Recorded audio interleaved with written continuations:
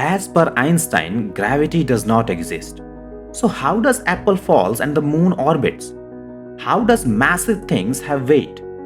The paradox started way before Einstein even existed. Newton, arguably the god of physics, discovered the laws of gravity before the age of 26, but was not able to answer this extremely simple question and left it to the readers in his book.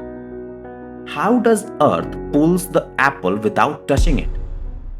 2 centuries later enters Albert Einstein, who just published his theory of special relativity and shook the world up. This instantaneous action at a distance from Newton's law did not fit in his special relativity. As per him, nothing could travel faster than the speed of light, not even forces or information. So he said, there must be a big hole in the laws of gravity. A decade later, he changed the humanity forever. So how did he do it? Newton's idea was simple. Gravity is a force between two masses acting instantly across any distance. But by 1905, cracks started to appear. Astronomers noticed something odd. Mercury, the planet closest to the Sun, was misbehaving. Its orbit was shifting slightly, about 43 arcseconds per century more than what Newton's law predicted. What was going on? Special relativity was Einstein's first big breakthrough. The whole idea of space and time being two parts of the same thing was extremely new. In special relativity, Einstein primarily focused on observers experiencing constant velocity. If you are in a car moving with constant velocity, you can easily say that you are stationary and the rest of the world is moving behind. And there is no physics experiment you can perform which will be able to detect that you are moving. However, accelerated motion is fundamentally different because it's directly perceivable. You feel a distinct sensation when your velocity changes. For instance, while driving your favorite car, when you hit the gas, you feel it. When taking a sharp turn, if you don't slow down, you feel that force pulling you away from your seat. Einstein found that the forces we feel during accelerated motion are strikingly similar to gravity. Think about bracing for a sharp turn in that favorite car of yours. That sideways push is unavoidable. The only way to not feel that force is to not take the turn. And so Einstein said to himself, hang on, gravity acts in the same exact way. He said, standing on Earth, I feel like I am constantly pulled down. And there is no way I can shield myself from it. Unlike other forces such as electromagnetic and nuclear forces. Just 2 years after his mind-blowing paper on special relativity, Einstein had what he called the happiest thought of his life. One day, while going to the patent office, he saw a painter up on a high building. With no ill intent in his mind, he imagined the painter falling from that height. At that moment, Einstein said to himself, just as we can avoid forces of acceleration felt in a turning car by not taking the turn, we can also avoid the sensations of gravity's pull. But how? He further said, imagine that painter has a weighing machine tied to his feet. What would the machine read? It would read 0. Einstein imagined that the painter will be falling alongside all his stuff and the weighing machine with the exact same rate. So nothing will be pressing against anything else. He said, in this state of free fall, everything experiences the same weightlessness and nothing will experience any weight. This idea Einstein was talking about is the same weightlessness which astronauts feel in the space. However, the next point is where he made the real breakthrough. Just as free falling can eliminate the feeling of gravity, Einstein realized that accelerated motion can create a force indistinguishable from gravity. Imagine our painter Barney, who is now an astronaut, floating weightless in a space capsule. His trusty weighing machine is still reading 0. If he had an accelerometer, what would it read? Well, he opens up his phone and in it his favorite app, which shows the data from phone's accelerometer. It says 0. No acceleration in any direction, which matches his experience. After all, he's just floating in deep space. Barney now decided to go home, so he fires up his rocket boosters. And suddenly he is pressed against the floor. His feet now push against the weighing scale, which shows a reading. With the right amount of acceleration, that reading can perfectly mimic his weight back on Earth. He quickly opens up his favorite app on the phone again, and there it is. The phone's accelerometer shows acceleration. The acceleration it shows is in the same direction which the rocket is moving, which also matches his observation.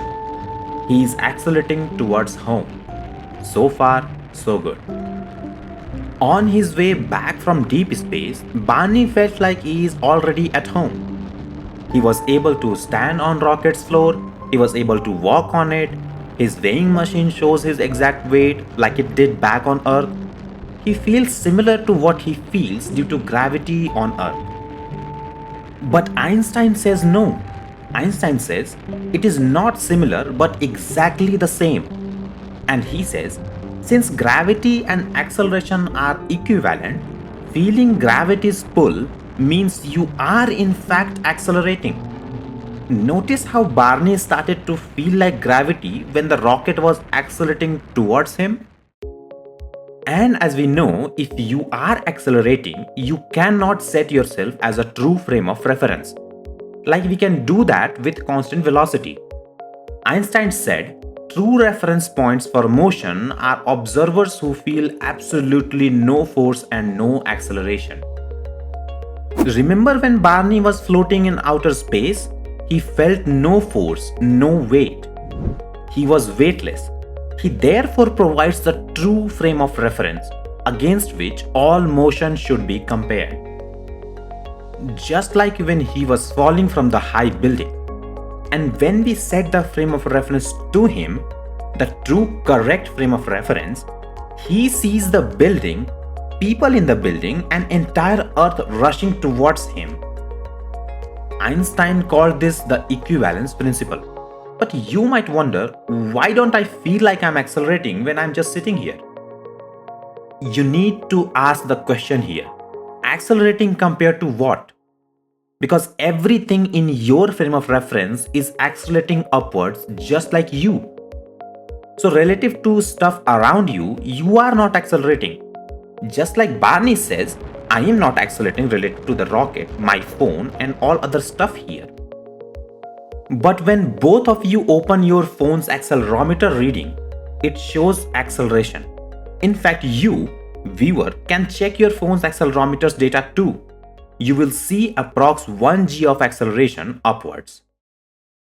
The story takes an interesting turn here. Barney's rocket runs out of fuel.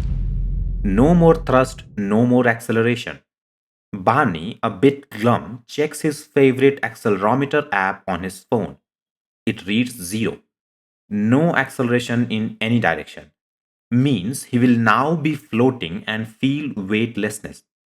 He is now just coasting in a straight line through space. But what Barney doesn't realize is that he has entered Earth's vicinity. The Earth's gravity starts pulling his spaceship closer, curving its path. Back in the ship, Barney is clueless. His accelerometer still shows 0, no hint of acceleration. Meanwhile, if you open an accelerometer app on the phone, standing here on Earth, it reads 1 g upward. So when will Barney's app show acceleration? Einstein steps in with a wild answer. Never. He explains there is no such thing as gravitational pull. Barney's spaceship isn't being pulled towards Earth. It's just moving naturally. Not until Barney crash lands on Earth's surface does his accelerometer jumps to 1 g upward, just like yours. That's because the ground is pushing him upward, accelerating him against his natural path. But hold on, you say, Einstein, how do you explain the spaceship's curved path towards Earth? Einstein grins and says, "Ask Barney." Barney says, "I am moving in a straight line." And he's right. Barney's spaceship was following the straightest possible path, not in flat space, but in curved spacetime warped by Earth's mass. These paths are called geodesics. This diagram, what you see, is not a perfect analogy though. It suggests that something is still being pulled towards the center or dent. But that's not the case. There is no pulling, everything just follows its geodesic. Think of a plane flying between two cities. On the curved surface of the Earth, it looks like a straight line, shortest distance between 2 points. However, when you open this surface on a flat map, its path looks curved, like an arc. But it is not an arc. If the surface is curved, it is in a straight line. That's a geodesic, and that's what Barney in the rocket was following, which looks like a curve. Picture two explorers at the equator, both walking straight north. Since the surface of the Earth is not flat, their path curved towards each other, meeting at the North Pole. No force pushed them together, just the Earth's curved surface guiding their straight lines. Similarly, when Barney's spaceship follows a geodesic in space-time curved by Earth's mass, it looks like it's being pulled. Back on Earth, you feel weight because the ground pushes you upward, away from your natural geodesic. Barney in free fall felt weightless because he was gliding along his geodesic, like an astronaut in space. And if you think like this, it makes perfect sense as why everything falls at Earth at the same rate irrespective of their mass. That's because they are not falling. It's just Earth pushing upwards. So if Earth's surface is pushing everything upwards in all directions, shouldn't the Earth be expanding? Surprisingly, no. In curved space-time, you need acceleration just to stay still. Here's the equation. This double derivative term represents a change in velocity. But since your velocity is 0 and it says 0, this term vanishes. Yet your acceleration is non-zero, which you see as 1g on your phone, because you are being pushed off of your geodesic. Okay, creating this video was a lot of fun. All the animations you see here was made by writing code in Python. If you want to learn Python, which you definitely should if you work on a computer, I've got you covered.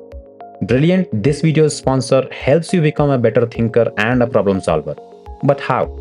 They have thousands of visual and interactive lessons in math, science, programming, data analysis, and AI. However, coming from a veteran Python programmer, I absolutely loved their Python module. They introduce Python in a really easy way and then keep kicking things a notch, which not only helps you get started with it, but really gets you closer to mastering it. And it does not have to be Python specific. Check out their functional programming module. There is no better way to understand decision and loop blocks, especially working with functions in any programming language. Sounds amazing? Go to brilliant.org/half-integer-spin or scan this QR code to join Brilliant. And since you are a viewer of this channel, you will get 20% off your annual premium subscription. However, if you want to test out Brilliant first, you have a full 30-day free trial too on everything they offer.